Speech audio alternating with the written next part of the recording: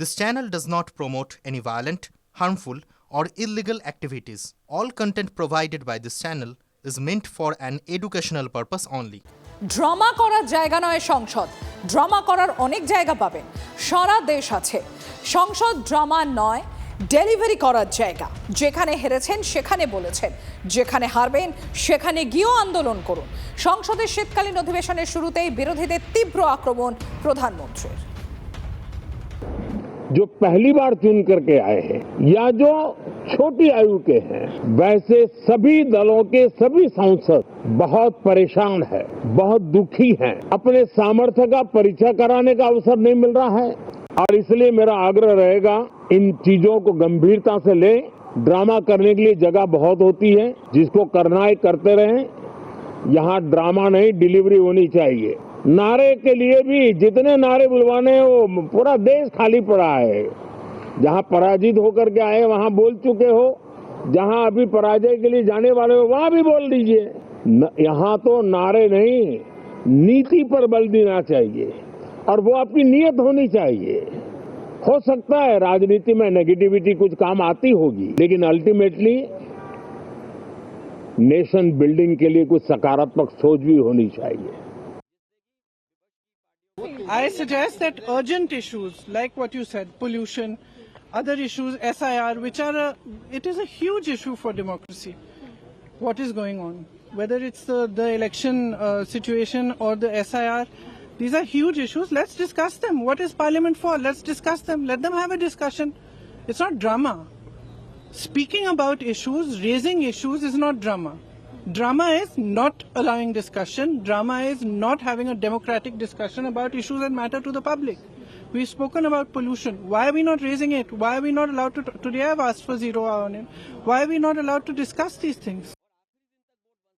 প্রধানমন্ত্রী এইসব ভাষণ দেওয়ার আগে বলতে হবে যে বেকারত্ব সমস্যার সমাধান কেন করতে পারেন।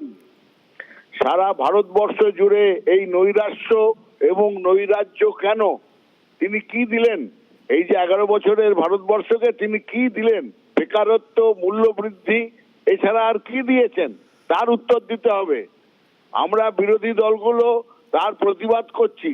একই সঙ্গে গণতন্ত্র ধ্বংস করার খেলায় কেন নেমেছেন? নির্বাচন কমিশনের যে তৈরির প্রক্রিয়া, সুপ্রিম কোর্টের মতকে অগ্রাহ্য করে কেন অমিত শাহকে দলে নিয়ে তিনি নির্বাচন কমিশনার নিয়োগ করছেন? এইসব অবিচার এবং অসাংবিধানিক কাজ তাকে কে করতে বলেছে? তাকে কে অধিকার দিয়েছে?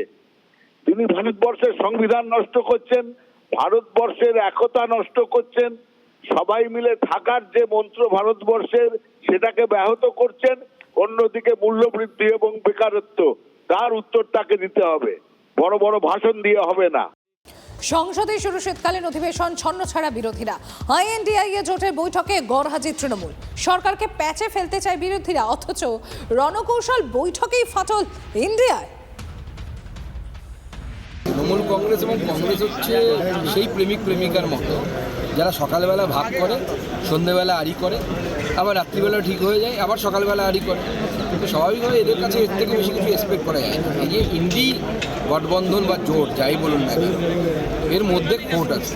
কারণ তারাও জানে রাহুল গান্ধীর নেতৃত্বে যদি কোনো নৌকো চলে, সেই নৌকোর নাম হচ্ছে ইন্ডি গঠবন্ধন, তার কি হাল হতে পারে সে তো বিহারে দেখা গেল। মোদি ঝড়ে সব খড়কুটোর মতো উড়ে গেল।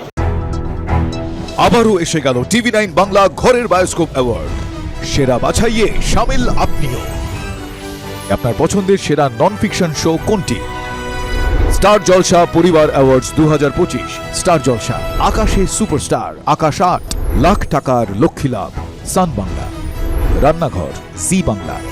tv9bangla.com/ ঘরের বায়োস্কোপ সাইটে গিয়ে ভোট দিন আপনার পছন্দের সেরা নন ফিকশন শোকে। TV9 বাংলা ঘরের বায়োস্কোপ অ্যাওয়ার্ডস আসছে TV9 বাংলায়।